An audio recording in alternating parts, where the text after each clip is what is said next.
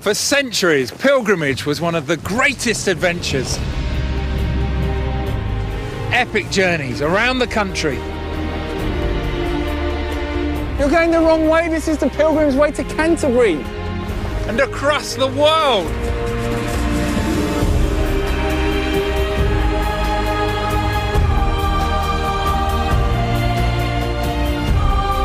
I'll be retracing the steps of our ancestors. It's the spot where Jesus is said to have been born. Exploring the hidden. Some people might think this is quite macabre. And the darker side of pilgrimage.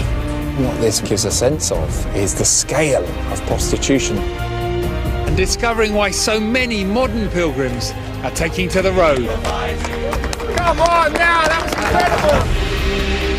My journey has taken me from the north of England to Canterbury. On this leg I'm travelling through France into northern Spain, Switzerland and on to Rome. Rome! Then I'll journey east into Turkey, across the Mediterranean into the Holy Land, to my final destination, Jerusalem. It's a gobsmacker, it's a breath taker awayer.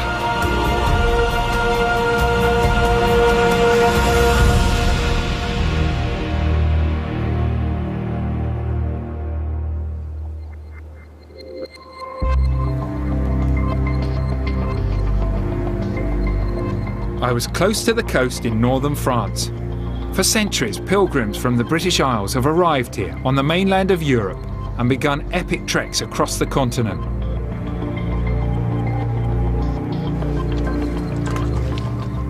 They went on arduous journeys in search of shrines and holy sites, along well-trodden paths. I do love the simple act of walking. Much underrated now, when we can all just jump in our cars and go anywhere. One foot in front of the other, the rhythm soon emerges. Many British and European pilgrims were inspired by religious devotion, but some were also looking for excitement, romance and adventure. In the 9th century, priests were criticised for going on pilgrimage just to escape their duties. In the 13th century, a French bishop complained people were going on pilgrimage out of mere curiosity and the love of novelty. They weren't so unlike us. The thrill of travelling in foreign lands still draws people to ancient pilgrim routes today. I met up with Ian Broderick, who's walked thousands of miles across the continent. I've walked along this coast to Rome and Jerusalem. You've walked to Jerusalem? I have, indeed. My goodness. I find that very inspiring. Yeah, surprising, isn't it? When you go on your epic walks, are you going for reasons of piety and devotion or for adventure as well? Defining pilgrimage is a very complicated thing. It can be many things. And the modern pilgrim isn't a purely devotional Christian pilgrim. We walk with more intention of discovery. A lot of people say that pilgrimage mimics life. It's difficult, it's tiring, and there are events that surprise us. But the thing that I think surprises a lot of people is how they are on a pilgrimage and what happens to them. There's absolutely no hiding place on a pilgrimage, if you're honest with yourself. Because you're alone with your thoughts and everything, your emotions, aspirations and hopes. It's all there while you're walking. It unfolds with you.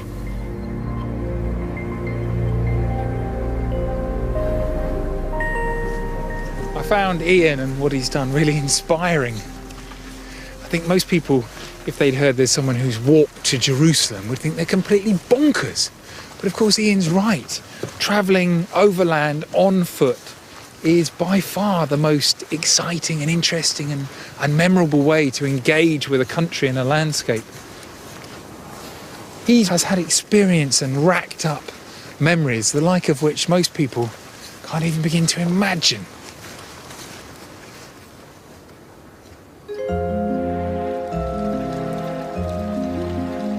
The 500 years up to the early 16th century are considered the golden age of pilgrimage in Europe.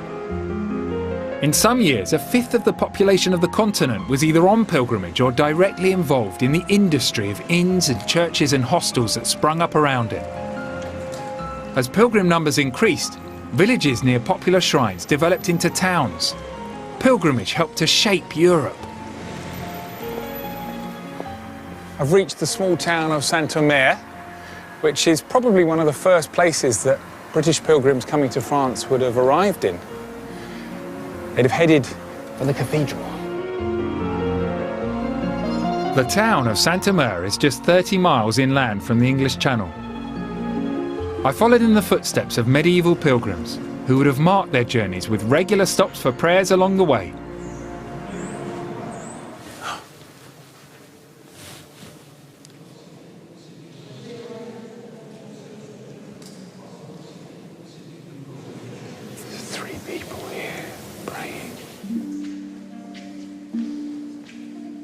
The cathedral was built and added to between the 13th and 16th centuries.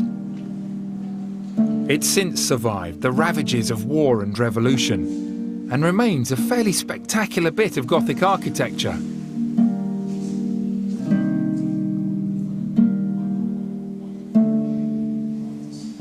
There is something awe-inspiring about cathedrals on a scale like this.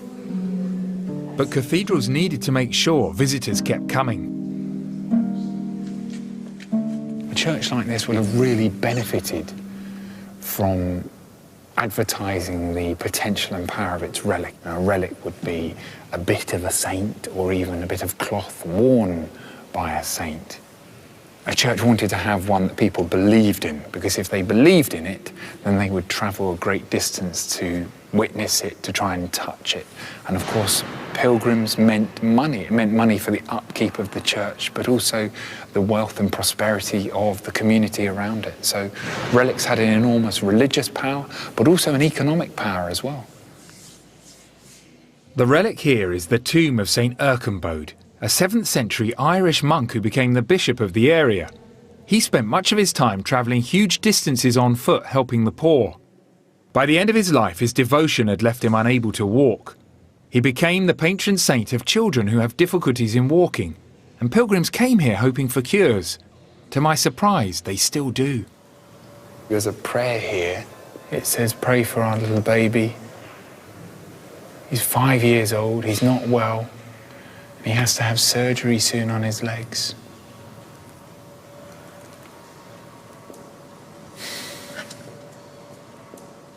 I've got a 2-year-old son. He has shoes that are of a similar size to this. I find it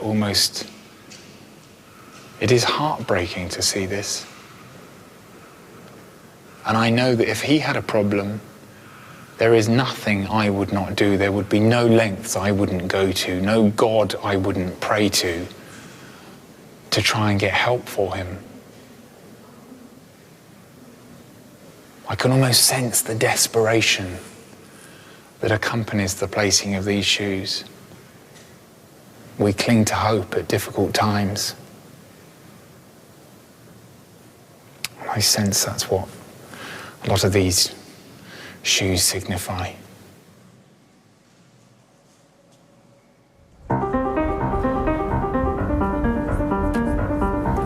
We're speeding across France. Such a lovely way to travel.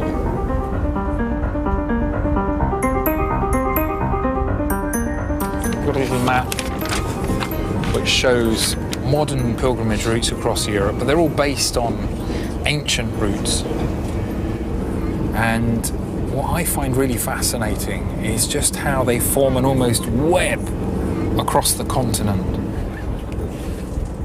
The pilgrimage routes across Europe became our major routes and motorways today. In Western Europe, there are now believed to be more than 6,000 pilgrimage sites. They attract tens of millions of visitors every year, helping to drive tourism and travel. I was heading towards a Spanish town that by the early 12th century ranked alongside Rome and even Jerusalem as one of the holiest places on earth. To get there, pilgrims followed an ancient route known as the Camino. It stretches over 500 miles. Starting in France, it climbs over the Pyrenees, winds through northern Spain and finishes in the holy city of Santiago de Compostela. I arrived in the French border town of Saint-Jean-Pied-de-Port, bustling with pilgrims preparing for their epic trek along the Camino route to Santiago. It's quite ironic, really, how a town like this now makes such a living off the new pilgrims, who aren't just tourists, I suppose. They are adventure hikers in many respects. Travelling has never been easier, but the Camino is still drawing people from across the world who want to make the journey by foot, the old-fashioned way. It also seems to attract a certain hardy and determined type. I bumped into Lorna Jean, who as a child was caught in a house fire in her home. Yeah, my parents' house blew up and I was trapped inside. But Have you had many operations? oh yeah, in the first 9 months, 72. They lost count after that. 72 operations. In the first 9 months. That's the first night. And do you still have to have surgery? I should, but I don't want to take the time out to be laid up. The time out of life. Yeah. I don't let anything get in my way. Just look out, here I come. The Camino has become one of the most popular long-distance pilgrimage routes in the world. Nearly 200,000 hikers and bikers completed the 500-mile route in 2012 alone. Don't let the toy town train deceive you. The rest of the walk to Santiago de Compostela won't be a theme park ride. It's arduous, it's a tough walk.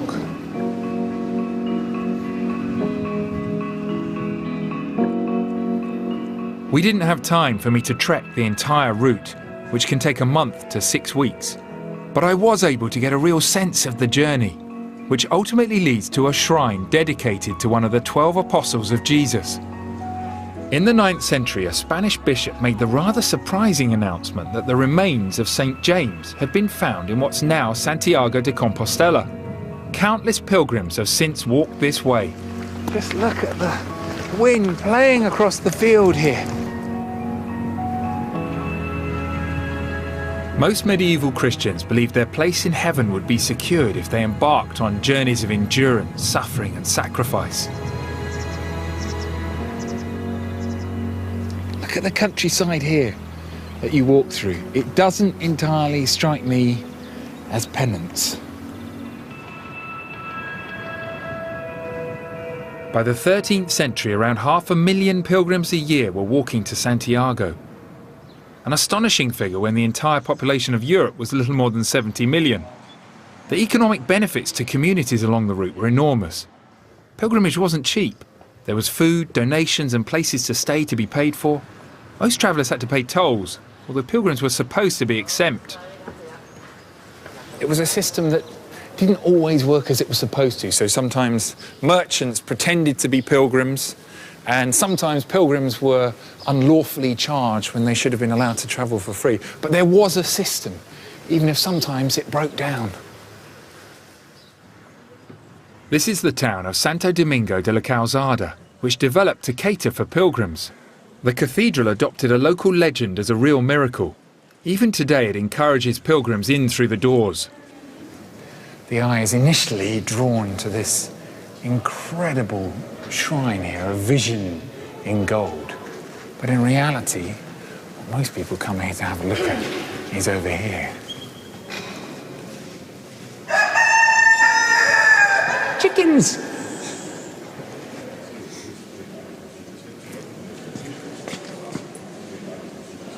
This is a bit bonkers. There is a long story behind this.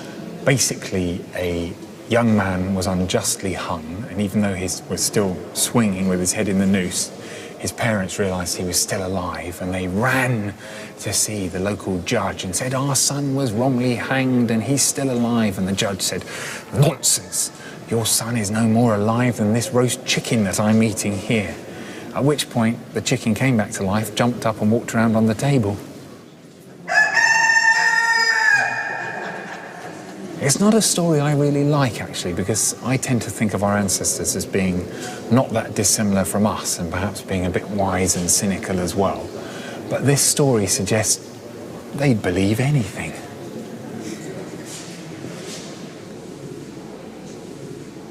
It is very relevant to pilgrimage and the spreading of stories. It does suggest to me that however unbelievable a tale might be, if it has strong religious tones to it, then a cathedral will stick with it, go with it, and make of it as much as they can.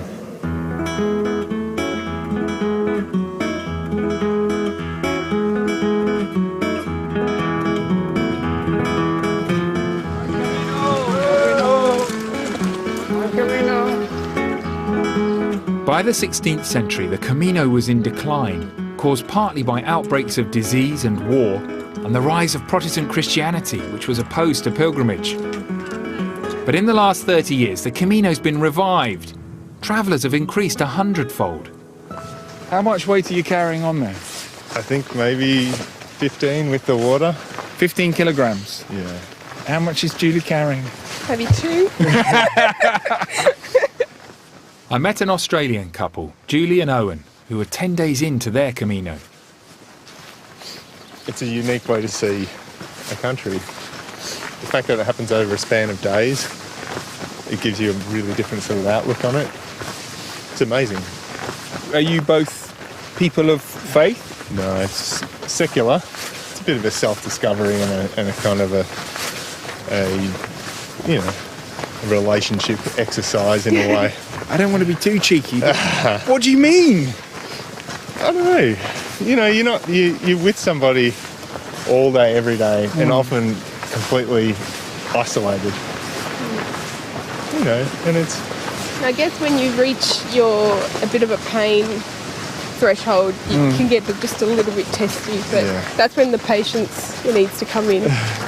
And just go, okay, it's all right, we're not on a schedule, we can rest if we need to. Walk with someone and you really, you learn a lot about them and yourself, for better or worse. Yeah.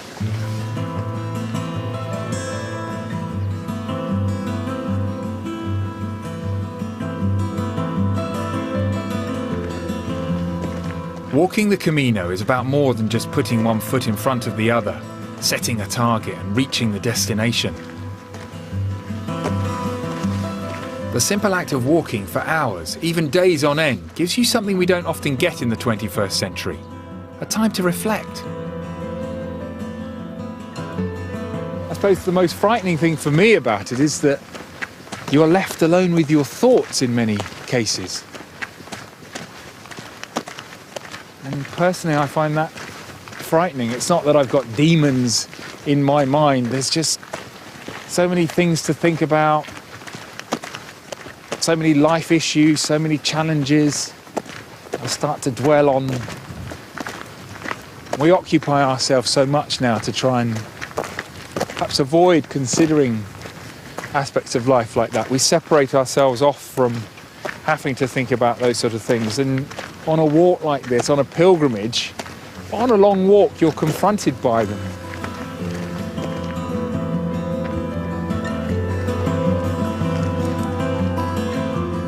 Around half those walking the Camino are no longer religious pilgrims, at least in the medieval sense of penance and suffering. It seemed to me they're often well-off adventure hikers, seeking an experience they'll remember forever.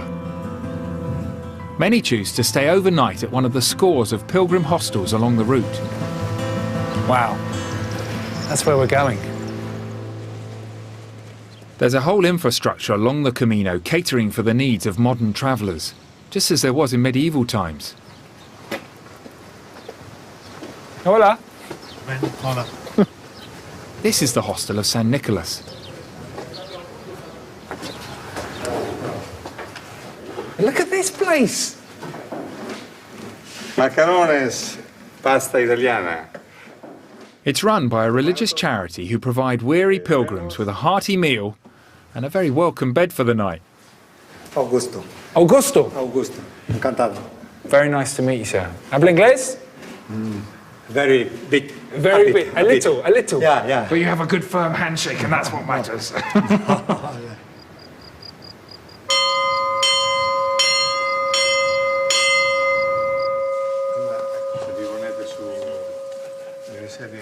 Before dinner, the hosts at this hostel gather everyone together to perform a religious ritual. Are they going to wash our feet? Just one. 1 foot. My goodness. Cleaning the smelly feet of 24 hikers struck me as an act of extreme penitence by the hosts. En el nombre de Cristo te acogemos en el hospital de San Nicolás. Que descanso te reconforte y vai dos festas para que tu continúes tu camino a Santiago. For me, it was a rather humbling experience. Si quieres, la comida. Gracias. There was an intimate feel to the hostel that I really enjoyed. It was a chance to share a meal and stories with fellow travellers and discover their reasons for walking the Camino.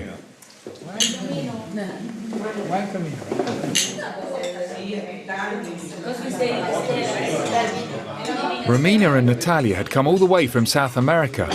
Can you tell us why you're doing this? Bueno, no sé, el camino para mí es una experiencia personal.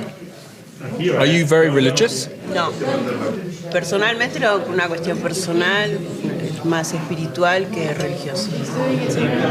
And it's a big meditation. All day you're walking, and all your head is doing you remember your family, you remember your, I don't know, all your life goes through your head all day long because you're walking and you're alone. And it's good. You think about lots of stuff you never did or questioned before. Have you had moments while you've been walking when you've been thinking almost too much and the tears start to No flow? tears. No tears. Yes. Angry. Once again, there. We don't get it. It's very brave of you. We are brave.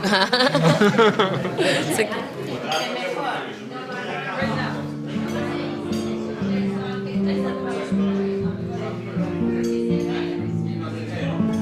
There's a real community along the Camino that I hadn't expected and I'm quite surprised to experience.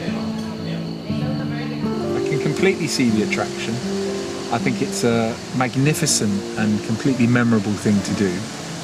I've been blessed with a lot of travel experiences in recent years, the last 10 years particularly, but I won't forget this. And I think that's why a lot of people are doing it as well. It does provide you with experiences that you're going to remember.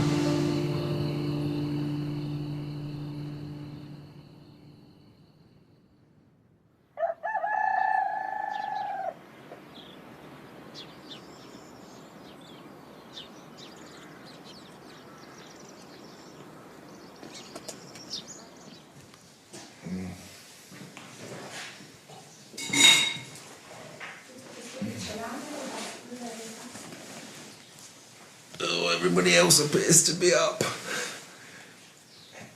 These lot are all hardcore, aren't they? Hardcore by my standards anyway, 7:30. They've up and left. I think I'd better follow them on the path.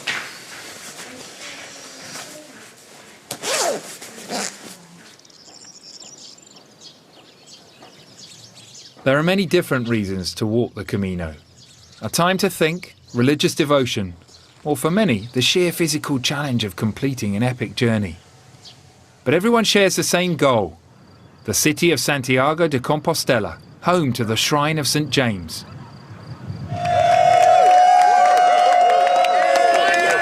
In the main square of the town, pilgrims and walkers were arriving and celebrating the end of their Camino. We will fight in every game, while her loyal sons are marching onward to victory. For Notre Dame. Come on now, that was incredible! Surround sound effect, you cannot buy that. Thank you very much. If you want to, though, we've got CDs.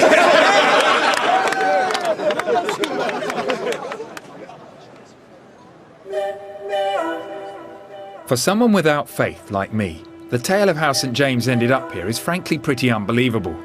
Apparently James was beheaded in the Holy Land, but stories say his remains were put into a crewless stone boat that angels helped transport to northern Spain. Scallop shells worn by pilgrims testify to one of the miracles that followed, when a horse and rider were saved from the sea and emerged covered in shells. I met up with author Nancy Frey, who guides pilgrims along the Camino. She's also studied how the city of Santiago developed around St James and how it's still defined by pilgrimage today. So is Santiago then one of the best examples of a town or city that owes its entire existence to a holy shrine and to pilgrimage? Absolutely. And what is remarkable is that it was competing with thousands of other sites. And what is amazing is that it really rose to the surface of all of the other ones, because James is said to be one of the Christ's inner circle. He's one of the most important apostles. He's someone who's referred to at key moments in the ministry of Christ. And they had his whole body here. And that obviously helped to sustain Christianity in Spain, didn't it? Absolutely, because it becomes an anchor point for this pilgrimage for Christianity in the whole Northwest. And it, at the same time, is telling the evolving story of Spain's history. In the 8th century, Spain was invaded by the Moors from North Africa and became predominantly Muslim for more than 700 years. But a pocket of Christianity remained in the remote north and the area around what's now Santiago. So it was rather convenient that the remains of St James were discovered here in the 9th century. They became a rallying point for Christians trying to reclaim the country. Ironically, James, a fisherman who became an apostle, was used in death to encourage Christian soldiers. He became a lucky warrior mascot who was said to appear at key battles against the Moors. But today, he's most often pictured as a humble pilgrim. He has all of these facets as this important figure next to Christ, as an apostle, and then as this figure of movement, of journey, discovery, the spirituality, and then, of course, used as a military figure. And this is one of the reasons why I think it has been such a successful image, because it is malleable. You can change him, and he has been changed and manipulated over time. So is he really in there? I don't think it really matters, because people have been believing for more than 1,000 years that he is there, and it has the consequence, the result of that has been the creation of this remarkable way, and the presence of millions of people over the last 1,000 years who have believed or who have come here to visit this place or to journey, to have their own journey of discovery, and here they are. So it doesn't matter whether the bones or not, because it's here. Whether the remains of St James are here or not, the cathedral to house his legend took more than 100 years to complete. It was finally consecrated in the early 13th century. It was designed to impress, a job it still does today. Now that is a vision. Look at it. The light streaming down, it looks ethereal. Not of this world. I think it's quite hard to imagine how a pilgrim who has trekked here would feel at that sight, but surely you would, I feel, as a person without faith, I feel in the presence of something holy.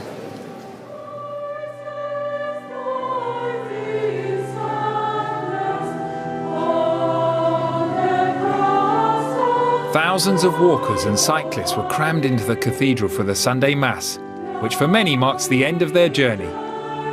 There are even some local worshippers.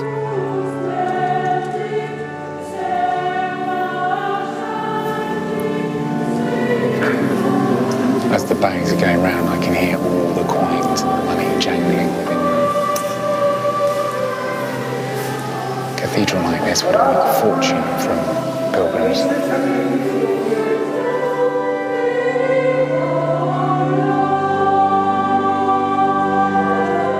The finale of the Mass involves one of the world's largest incense burners.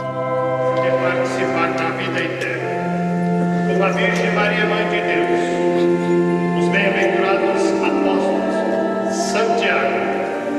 todos os santos, que desde o princípio do mundo viveram a vossa amizade, para cantarmos os vossos louvores, por Jesus Cristo, vosso Filho.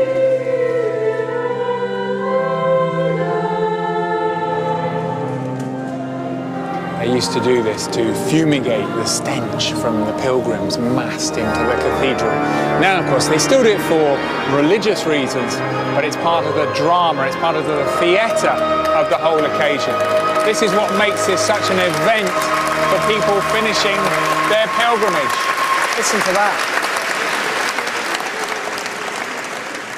While these travellers celebrated the end of their journey, the next part of my journey would take me to one of the most important pilgrimage routes through Europe. The route between Britain and the holy city of Rome was first mapped in the 10th century. Pilgrims following it had to cross one of Europe's biggest obstacles, the Alps.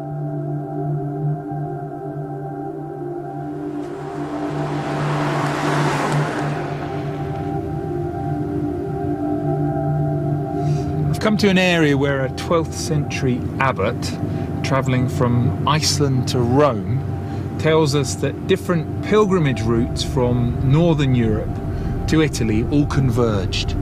There would have been Scandinavians, English, Franks, French, Flemish, all coming through this area. Look at this, there's snow just on the road here.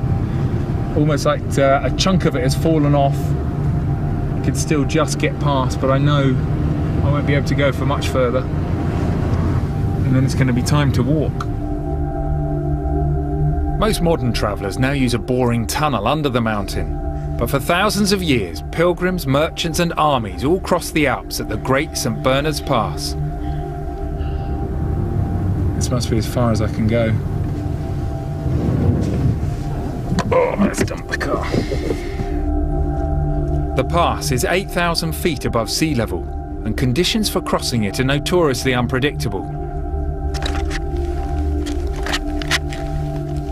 There are numerous accounts of pilgrims crossing the Alps who lost their companions to avalanches or exposure. The snow here can be 10 metres deep in winter, and the temperature drops to -30 centigrade. In the 10th century, even an Archbishop of Canterbury froze to death here while making a pilgrimage to Rome. Even in summertime, as it is now, when the sky is blue, it's still snowy up here. Imagine the conditions in winter. People still cross them.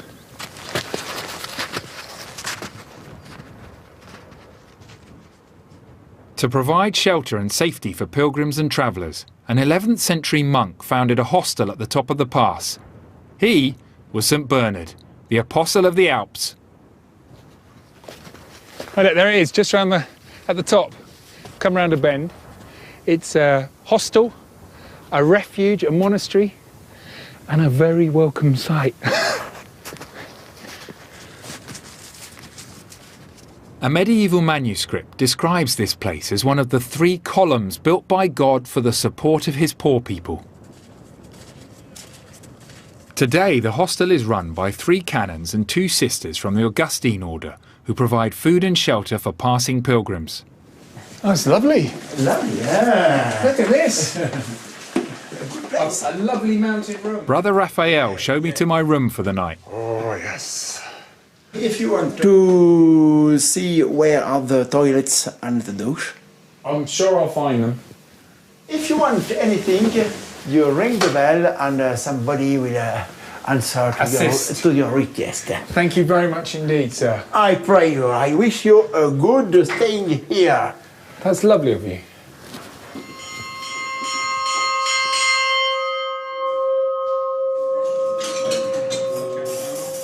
To look after visitors, the canons have a small team working behind the scenes, and I offered to help out. It's the first time I've ever served soup to anyone.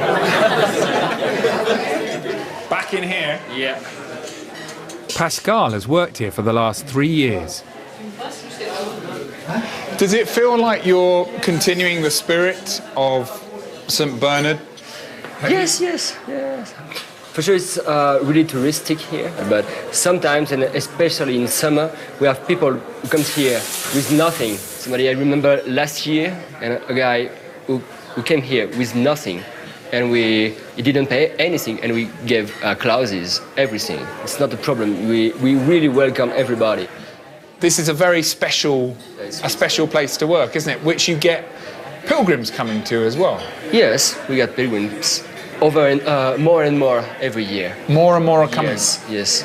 They always say for spirituality, you know, just to walk and just don't think about my job, don't think about my life, just to do other thing and don't think about anything. Get on the road. Yes, exactly. You haven't eaten enough. It was good. I was full. You were full. Okay. It was really good. Thank you. My aim is just not to break a plate.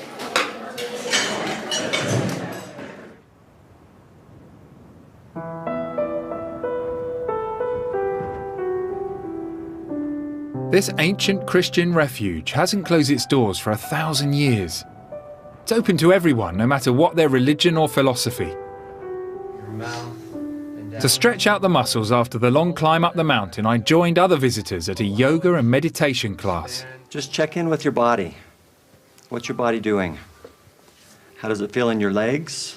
How do your shoulders feel? These design students from the University of Utah are on a European pilgrimage visiting holy sites and places that inspired works of literature. How was the yoga for you? Oh, I loved it. I cried a little, to tell you the truth. Did you? Yes, I was being a baby. For 19-year-old Ricky, it's his first experience of pilgrimage. I love walking, hiking. I've been athletic my whole life, sports, and so I decided I have to do it. Was it the history, the promise of special experiences that drew you in? I kind of, spiritually, I wanted to do it. I got to get some meaning in my life. Is that what this is going to help you with, do you think? I hope so. I believe. The majority of the students are Mormons. They were being put to work around the hostel, apparently so they could learn about the life of St. Bernard and the value of service. Oh my goodness.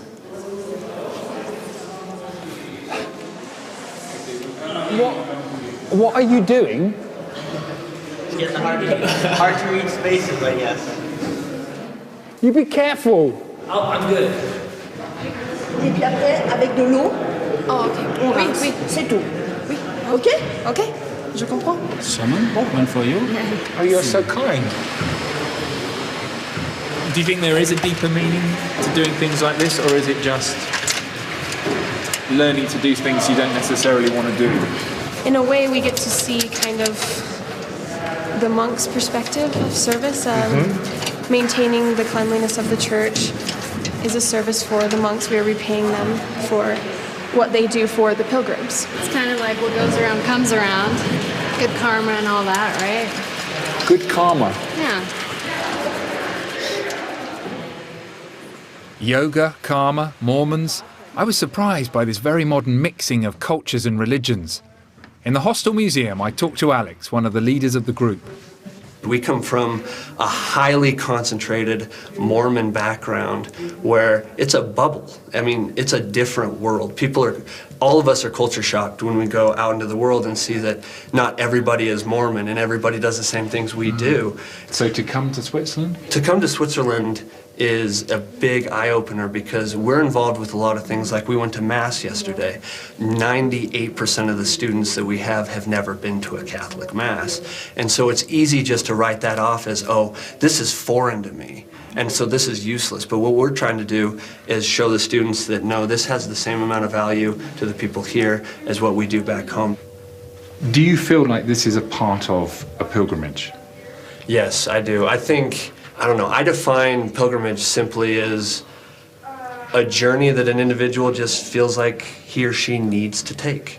A pilgrimage is not so much an escape, in my opinion, at least not for me. A pilgrimage is a time for you to try to find a reality to the human condition that you may not have tapped into before in your life.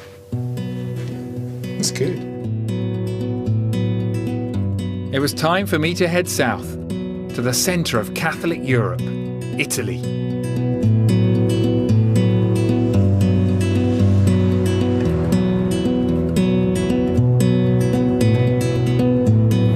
I'm really zipping around on this journey. France, Spain, Switzerland.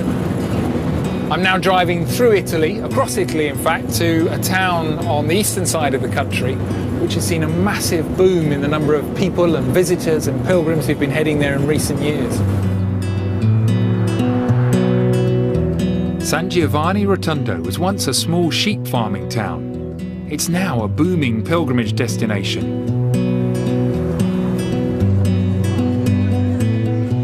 The pilgrims are here because of Padre Pio, an Italian friar who became famous for his miraculous powers and Christ-like suffering.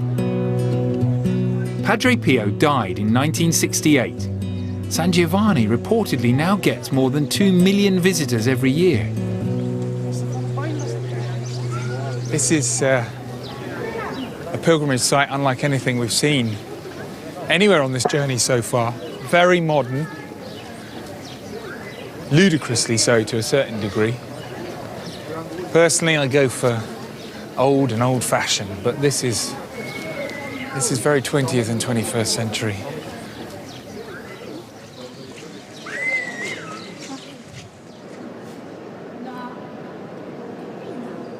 This cathedral opened in 2004 and can hold up to 8,000 pilgrims, reflecting the mass appeal of what many see as the cult of Padre Pio.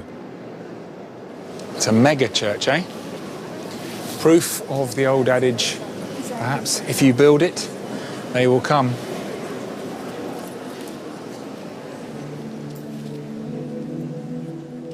Followers of Padre Pio believed that he had the ability to read souls and appear in 2 places at once.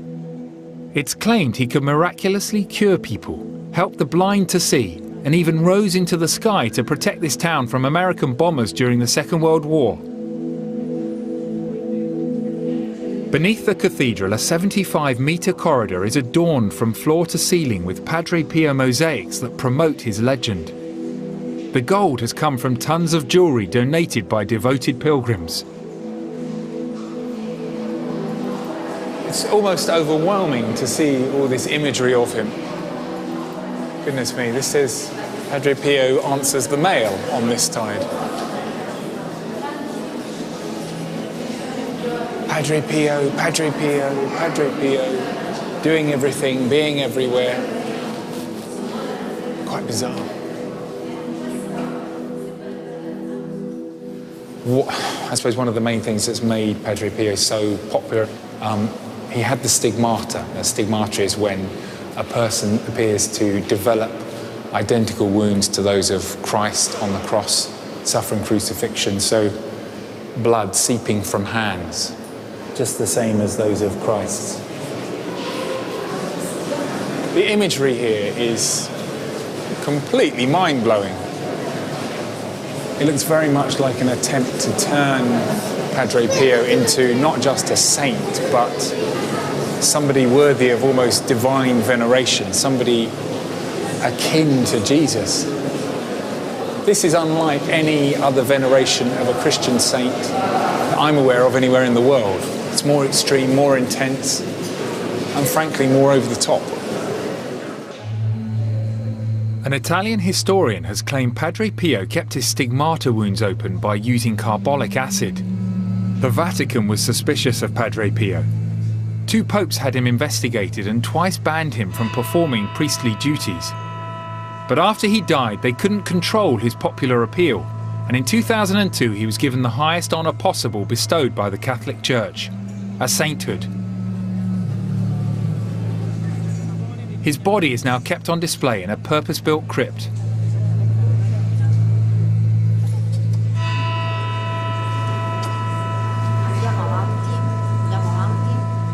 Rarely in the history of Christianity has the cult of a saint expanded so rapidly and so powerfully as it has around Padre Pio. After the Vatican, this is claimed to be the 2nd largest pilgrimage site in Europe.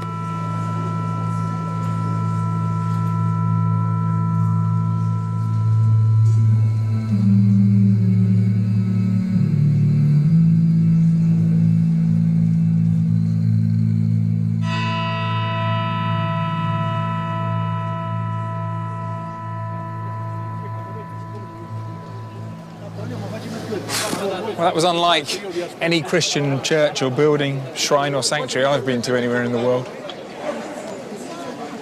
It's extraordinary how important Padre Pio's become. He went from being a fairly small town friar to a figure of national importance and then global significance.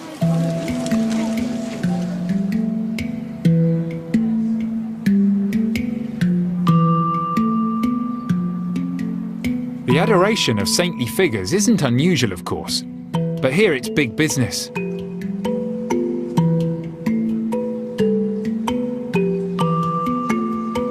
To help spread the word further, there's a global media operation which bears his name. Questo dato non da poco che riguarda solo l'Italia, sono quasi 2 Wow. Padre Pio TV station transmits live from the cathedral 5 times a day, every day. This is what you call a feed, isn't it? This is your... This is the Mass. This is the Mass? Yes. And where is... Live. Live, okay. The channel's watched around the world, including across Asia and North and South America. Stefania is a producer at the station. Do you have any viewing figures for how many people will be seeing the Mass at the moment? We have an average of 300,000 people every day. 300,000? Yes, yes. And that's around the planet? Yes. The TV station is run by monks. The president's Padre Mariano De Vito.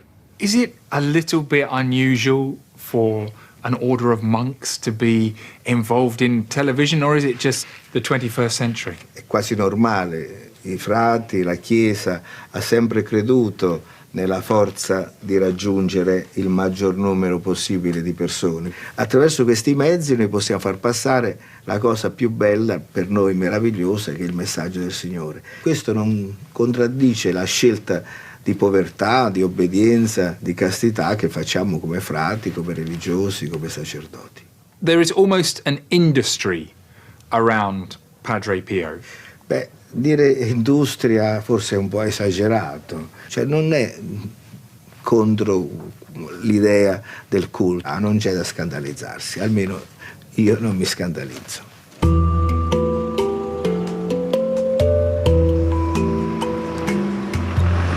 Coachloads of visitors arrive here daily. In this poor region of Italy, the town and its 30,000 residents earn more than £100 million a year from visiting pilgrims.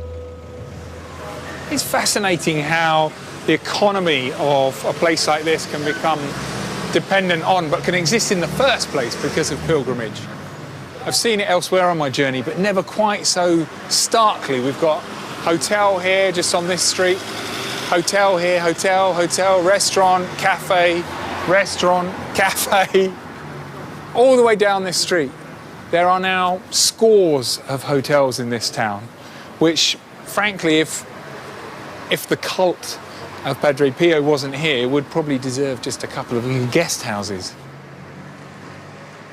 The town actually has more than 120 hotels serving the 21st century pilgrim industry. I went to one to meet the owner, Franco, who's lived all his life in San Giovanni and has seen the town transformed. Have your family always been hoteliers? No, la nostra famiglia proviene da una tradizione contadina. Oggi della famiglia sono 6 strutture.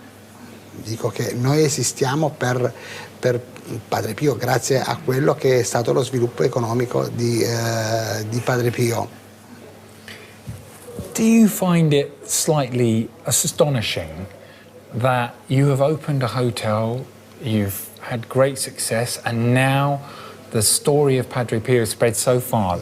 Non avremmo mai pensato di arrivare a quello che è oggi, la realtà di oggi. Ecco, si pensava sicuramente che era un qualcosa più locale, ma da vedere arrivare africani, australiani, americani, ecco, un po' da tutti i continenti, è veramente una grande sorpresa.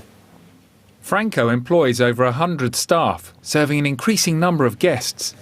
Ecco, you seem to have an Olympic-sized swimming pool out here. Ecco qua, Modern pilgrims who come here, even for just a weekend, often expect a certain level of luxury. There is this line, isn't there, this sort of divide where people are called pilgrims or they're called tourists. But maybe the two are becoming one now, and certainly in a place like this. Assolutamente sì, perché è cambiato il pellegrino di una volta. Vuole la piscina, vuole tutte le comodità, non c'è più il turista che magari, il pellegrino che andrebbe volentieri ospite in una casa come succedeva 50 anni fa, 60 anni fa. Thank you. Prego. Grazie a voi. Thank you.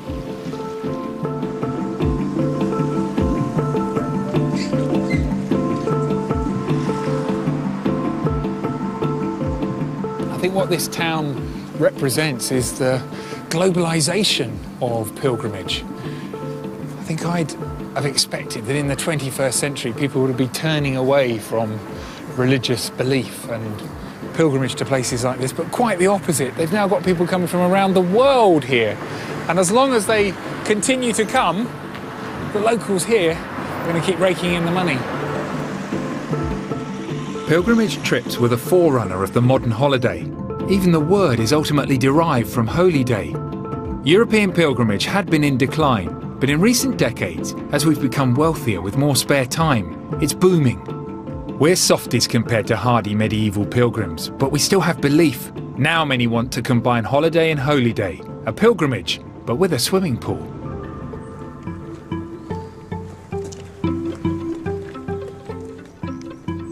An ancient pilgrimage route took me towards my final destination. Travellers from Britain and Northern Europe walked this way for centuries to get their first glimpse of the Eternal City. Flippin' heck.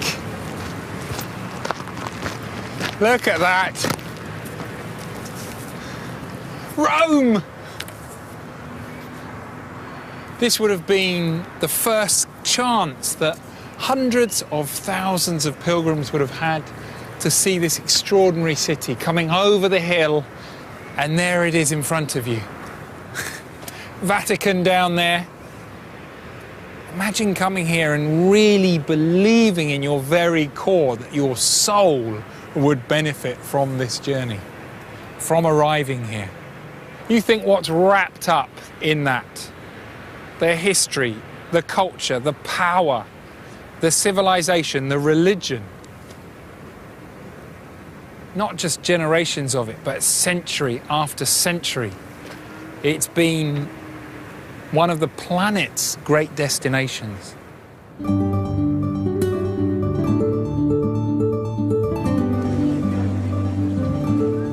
And still today, Rome pulls in the crowds like no other pilgrimage site in Europe.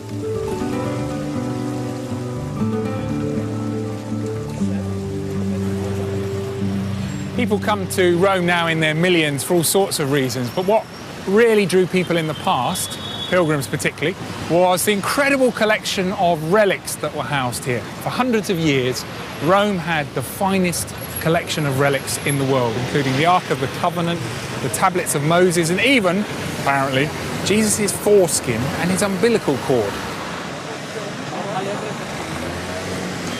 It would have taken medieval pilgrims months to walk here from Britain.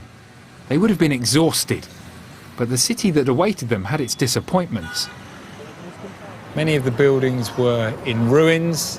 Some of them were being quarried and mined for building material. It would have been a huge shock to pilgrims arriving here. They'd heard tales of this grand city, but the glory days of the Roman Empire were long past.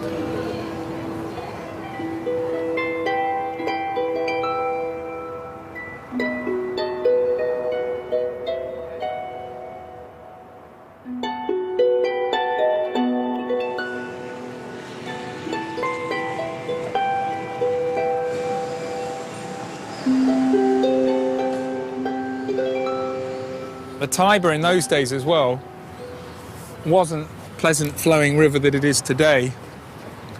In fact, it was a bit of a mosquito-infested swamp. That was another great threat to pilgrims and travellers because, of course, mosquitoes often carry disease. And Italy wasn't declared malaria-free until 1970. Pilgrims who came here contracted it. And speaking as somebody who also managed to get it, although in Africa, I can assure you it's about the most unpleasant thing you can go through in life.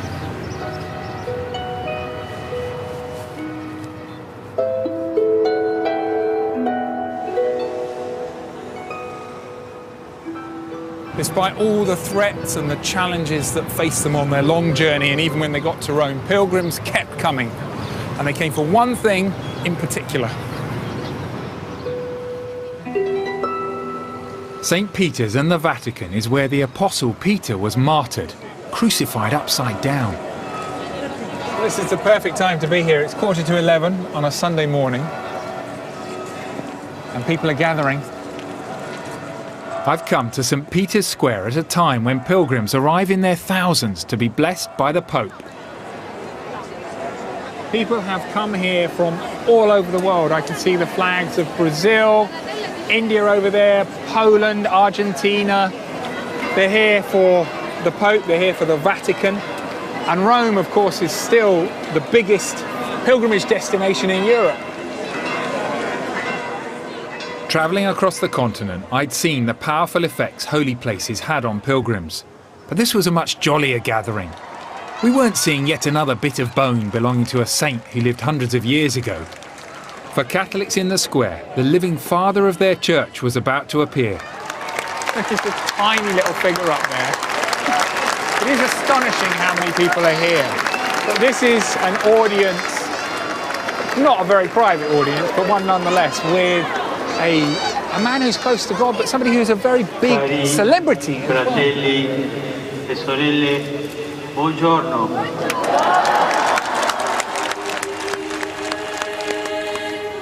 Il compimento delle profezie, dal cuore di Gesù, agnello immolato sulla croce, scaturisce per tutti gli uomini il perdono e la vita. This was the end of a journey that had taught me much about the history and beliefs of the continent. I really feel I've come to understand how pilgrimage has helped to define routes and towns and cities across Europe, and how it continues to define them today. I'd learnt that European pilgrimage has always been a challenge, but a great opportunity for adventure. And clearly, for those who follow a pilgrim's path, it's about what they discover on the way and about themselves, and not just about racing for the journey's end. Benedicat vos omnipotens Deus, Pater, et Filius, et Spiritus Sanctus.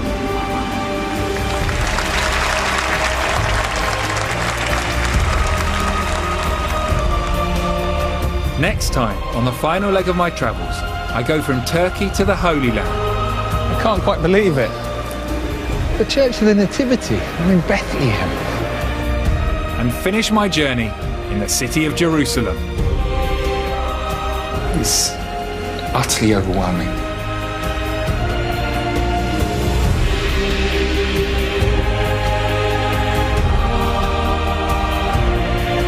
Including a review of the new Hobbit movie, Film 2013, is next on BBC Two in the Sign Zone.